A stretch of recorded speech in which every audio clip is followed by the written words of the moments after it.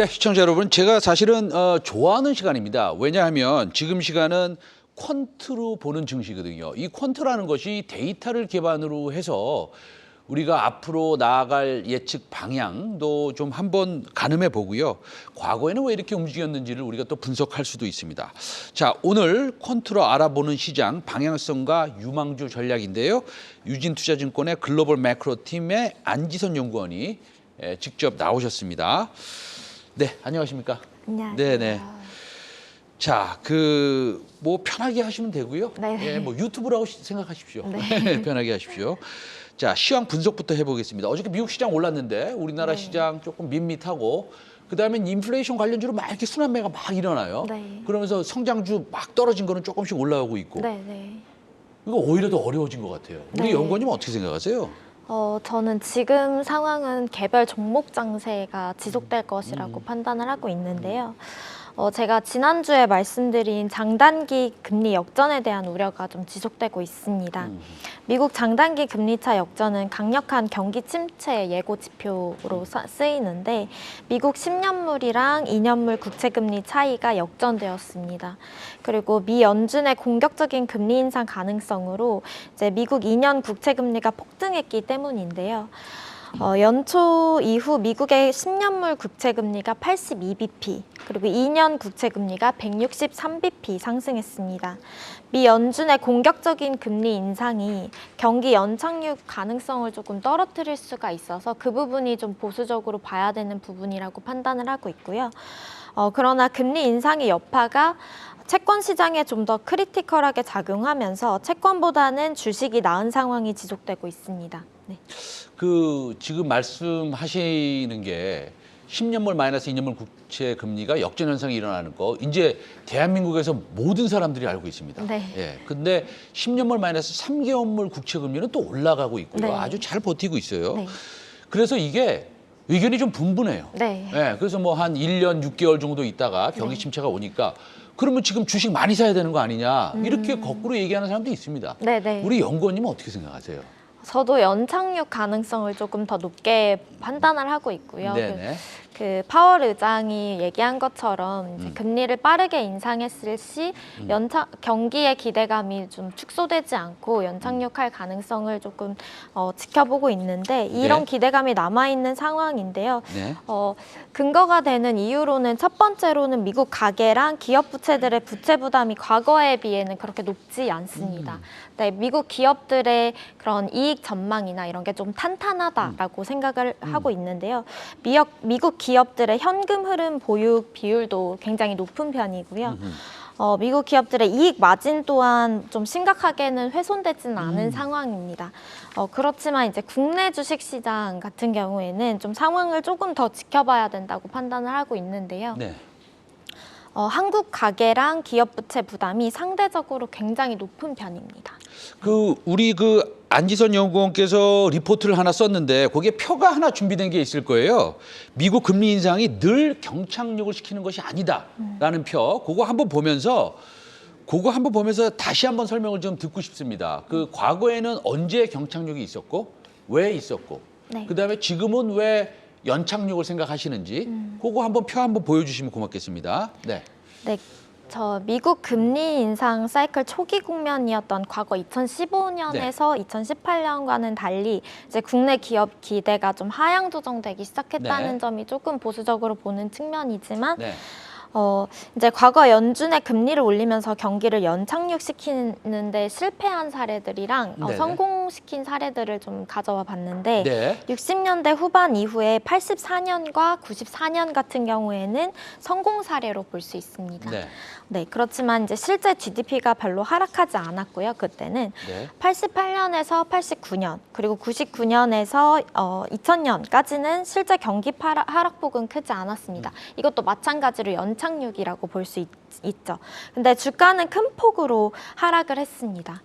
그래서 이때 이제 경기 자체는 연착륙이 지속되었지만 주가는 큰 폭으로 하락했다는 점을 조금 눈여겨볼 수 있는 점이고요.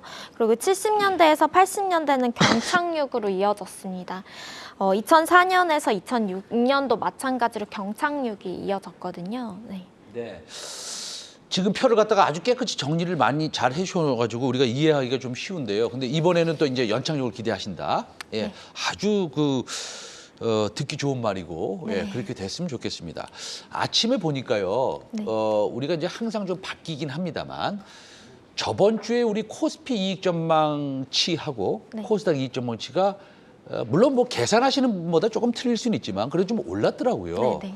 그래서 이익 전망치가 올라가네. 그러면은 이거 상당히 1분기 실적이 좀 기대가 되고 네. 그러면 여태까지 좀 어려웠던 이런 QT 있지 않습니까? 예, 긴축 기조 이런 것들이 조금 극복할 수 있겠다. 성장주 그럼 다시 봐야 되나? 뭐 이런 생각도 좀 들고요. 네. 여러 가지가 머리에 막 지나갔습니다. 네. 우리 연구원님 어떻게 생각하세요? 저는 아직까지는 가치주가 유효하다고 아하, 생각을 하고 네. 있는데, 그 이유가 아까도 말씀드렸다시피 미국 금리 인상 사이클 초기 국면이었던 과거 2015년이랑 2018년이랑은 네. 확연히 좀 다른 모습이고요. 네. 국내 기업 이익 같은 경우에도 사실 연초 이후 지수 자체로 보면 계속해서 상향 조정이 되고 있는데 네. 삼성전자랑 SK 하이닉스 반도체 주요 종목인 두 종목을 빼고 생각을 하면 네. 지금 다른 업종들은 다 전부 다 하향 조정되고 아하, 있거든요. 네. 그래서 그 점을 좀 참고를 해서 보면 지금 금리 역전이 또 나타나고 있고 미 연준의 가파른 금리 인상 가능성이 5월에 50bp, 6월에 50bp 예상되고 있기 때문에 향후 경기 둔화 가능성을 조금 배제하기는 어렵다라고 판단을 하고 있고요.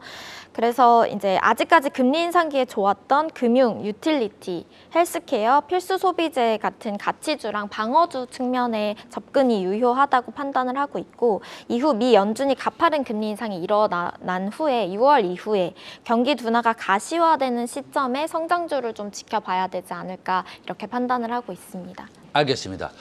성장주는 조금 향후에 더 지켜보는 것이 좋겠다. 물론 뭐 낙폭 과대된 거는 뭐 단기적으로 매매하는 거지만 네네. 그거 이외로 이제 영업이익 추정치로 보면 좀 그럴 수 있다라는 네. 말씀이시죠. 그러면 한 가지만 좀 여쭐게요. 원자재 관련주들 있잖아요. 네. 뭐 목재, 시멘트 너무 많지 않습니까? 철강도 있고 그다음에 네. 유가 관련주도 있고요. 그다음에 농업 관련주도 있고요. 비료 관련주도 이런 회사들의 실적은 좀 좋게 나옵니까?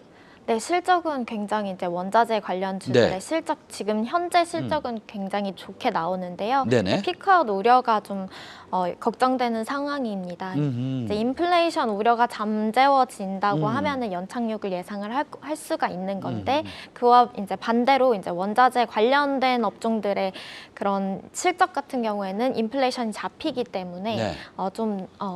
네, 안 좋게 나올 수도 있어서 피크아웃 우려가 어느 정도는 있는 상황입니다. 아, 그래서 좀 네. 피크아웃 우려가 어느 정도 있으니까 그래도 좀 조심스럽게 매매를 해야겠네요. 네네. 짧게. 예, 알겠습니다. 그러면 마지막 질문입니다. 오늘 이제 유망주를 한번 여쭤보고 싶은데 이 유망주 보니까 저는 여기 이제 원고에 나와 있어요. 근데 이 회사 왜 고르셨습니까? 이 회사 같이 줍니까?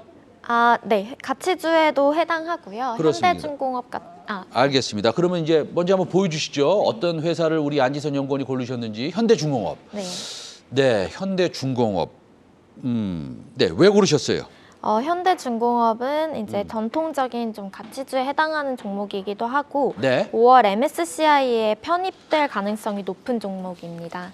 지금 현재 5월 15일 정도에 MSCI 종목 발표가 나고 5월 말에 리밸런싱이 이뤄지게 되는데 이렇게 편입이 예상되는 종목을 매입하고 편출 예상 종목을 매도하는 그런 전략이 좀 유효한 것으로 나타나고 있습니다. 그래서 따라서 미리 대응할 만하다고 판단을 하고 있고요. 지금 제가 말씀드렸다시피 이제 러시아산 가스 제재는 원유 정제 마진이 강세 요인으로 작용을 하고 있고요.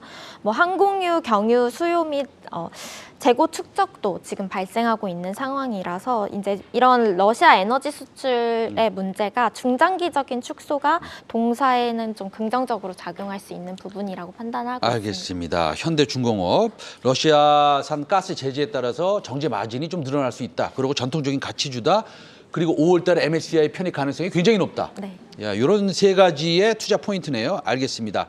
여러 가지 말씀 많이 들었고요. 다음에도 좀 뭐 스튜디오에 시간 있으시면 나와주시면 좋겠습니다. 네, 지금까지 유진투자증권의 글로벌 매크로 팀의 안지선 연구원과 함께했습니다. 오늘 말씀 감사합니다. 예. 감사합니다.